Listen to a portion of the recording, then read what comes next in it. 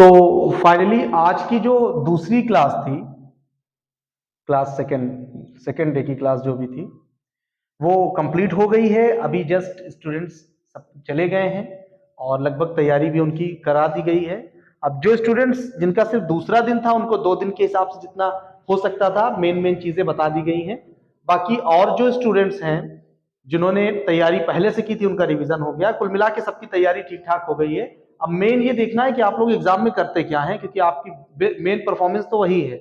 आपने जो तैयारी की है, आप जो एग्जाम में करके आएंगे वो मानी जाएगी। पता चला आप चाहे जितना पढ़ के जाए, एग्जाम में कोई चीज छूट गई, समय कम पड़ गया, सभी चीजें मैनेज करनी है कि आपको टाइम मैनेजमेंट भी करना है कि आपको 3 घंटे 15 मिनट में वो पेपर सॉल्व करके रख देना है। पहले उसके अंदर आपको टारगेट लेना है कि 3 घंटे से पहले पहले मान के चलिए 2 घंटे 45 मिनट का टारगेट या 2.5 घंटे में अच्छे से आपको लिखना है। 2 घंटे का लेंगे तब भी अगर सब आ रहा है तो हो सकता है थोड़ा सा राइटिंग इधर उधर हो सकती है, तो आप समय रहते हुए करें। और आज की क्लास जो कि हिंदी की हुई है और सीबीएसई में जो 12th का था सर वो इंग्लिश का था, कल इंग्लिश का है ना। हाँ, सीबीएसई बोर्ड में जो है वो इंग्लिश का है, बाकी और सभी का जो है हिंदी का ही बैच आज चला था। तो हिंदी में जो भी चीजें बची हुई थी कल की क्लास में बताने के लिए आज लगभग लगभग सब बता दी गई हैं। और अगर कोई दिक्कत आती है तो वो सर से या हमसे भी आप लोग कांटेक्ट करके फिर से कर सकते हैं। और एक बार फिर से हम आप लोग को क्लियर कर दें सेंटर के बारे में कि आप सभी लोग कुछ ऐसे होंगे बल्कि जिनके आसपास सेंटर होगा वो सेंटर चले गए होंगे, बॉयज में गर्ल्स में नहीं जा सकी या गर्ल्स का सेंटर आसपास है। कल आप लोग डायरेक्ट सेंटर जाना चाहते हैं तो सेंटर आप थोड़ा सा समय से पहले पहुंचिए। मान के चलिए आप जो है 7:30 बजे तक, सुबह 7:30 बजे तक जो लोग हाई स्कूल के स्टूडेंट हैं वो पहुंच जाए और इंटरमीडिएट के जो स्टूडेंट हैं वो 1 बजे पहुंचे। 1 PM दोपहर, पेपर 2 बजे से इनका होगा लेकिन पहुंचना है 1 बजे तक पहले दिन। बाकी दिन आप खुद से समझ जाएंगे। और हाई स्कूल के स्टूडेंट्स को पहले दिन 7:30 बजे पहुंच जाना है सेंटर पर। वहां पहुंचेंगे, फिर वहां पे जो भी चीजें होनी है, वेरिफिकेशन होना है, चेकिंग हो रही है, गेट से लाइन लगा करके जाना है, क्या अलाउ है क्या नहीं है, जो भी सिस्टम है उसका पालन पूरी तरह से करना है।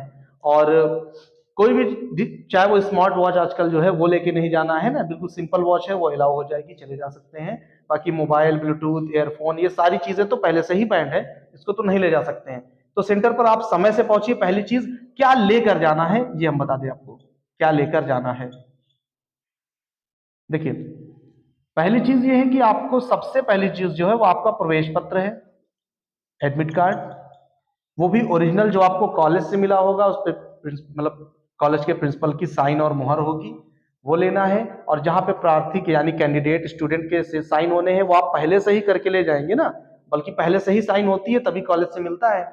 तो ये आपको एडमिट कार्ड एक लेके जाना है ओरिजिनल। इसकी फोटो कॉपी करा के आप अपने बैग में या साथ में जो जा रहे हैं उनके या घर पर रख सकते हैं, वो अलग की बात है, आपके पास होना चाहिए, अगर बाई चांस कहीं गिर गया तो आपके पास रहे। दूसरी चीज ये है कि साथ में एक वैलिड आईडी आपके साथ होनी चाहिए, एक फोटो आईडी, है ना। अब इसमें आप कोशिश करें कि आपके पास आधार कार्ड है तो आप आधार कार्ड लेकर जाइए, नहीं है तो पैन कार्ड ले लीजिए, पैन कार्ड नहीं है तो आप हाई स्कूल की मार्कशीट की फोटो कॉपी ले लीजिए, पासपोर्ट ले लीजिए, वो लाइसेंस कोई भी एक जो आपके पास, लाइसेंस हाई स्कूल के स्टूडेंट्स के पास तो शायद नहीं होगा क्योंकि एज के हिसाब से, बाकी और भी जो डॉक्यूमेंट्स है वो आप ले जा सकते हैं। पासबुक है, आधार बेस्ट है, आपके पास आधार होगा तभी तो रजिस्ट्रेशन हुआ होगा इनका 9th 10th में। तीसरी चीज ये ध्यान रखिए कि ये तो आप अब जान रहे हैं, तीसरी चीज जो है वो आपको अपने लिखने की जो लेखन सामग्री है, पेन आपको जो भी ले जाना है जिससे आपकी राइटिंग अच्छी बनती हो। जेल पेन से बनती है तो जेल ले जाइए, डॉट से बनती है तो डॉट ले जाइए, और ब्लू और ब्लैक का ही यूज करना है, ब्लू और ब्लैक। और खास करके हम आपको बता दें, अगर हाई स्कूल के स्टूडेंट्स हैं आप लोग तो ओएमआर शीट पे सिर्फ और सिर्फ जो है बॉल पेन यानी डॉट पेन का ही यूज करना है, दूसरा पेन जेल पेन आप नहीं यूज करते। कोशिश करें यहाँ पर आप जो है डॉट और ब्लैक पेन यूज करें ओएमआर शीट में गोला करने के लिए जो किया जाता है। और अभी ओएमआर के लिए थोड़ा सा 2 मिनट हम ओएमआर में बता दें, पहले हम यहाँ पे इसको पेन ये क्लियर कर दें। पेन ले जाना है, साथ में आप अपनी सुविधा के लिए पेन है, स्केच है, या फिर जो है पटरी है, रबर पेंसिल, वो सारी चीजें आपके सब्जेक्ट पे डिपेंड करती है कि आप कैसे लेकर के जाएंगे। इसके अतिरिक्त और चीजें नहीं ले जानी है। ये हो गया। अब यहाँ पे ओएमआर शीट में पहली चीज हम आपको बता दें कि ओएमआर शीट पहले दिन जो क्लास 10th के स्टूडेंट्स हैं उनको सबसे पहले जब दिया जाए तो वो लोग इंस्ट्रक्शन पढ़ें और या एक कमरे में कक्ष निरीक्षक से आप लोग एक बार पूछ सकते हैं डिसिप्लिन में रह करके कि कोई चीज ना समझ में आए तब गलत ना करें, वो लोग खुद आपको पहले बता देंगे कि हाँ इसमें ये चीज कैसे भरना है। बिल्कुल आप नियमित रह करके काम करिएगा।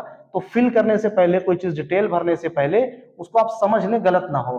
कटिंग नहीं करना है, व्हाइटनर नहीं लगाना है। कटिंग और व्हाइटनर करेंगे तो एमआर आपको पता होगा कि मशीन से चेक होती है और वो चेक नहीं होगा, वो आपका अवैध हो जाएगा, इनवैलिड हो जाएगा, जिसके लिए आपका सारा क्वेश्चन या वो पेपर 20 नंबर का खराब हो जाएगा।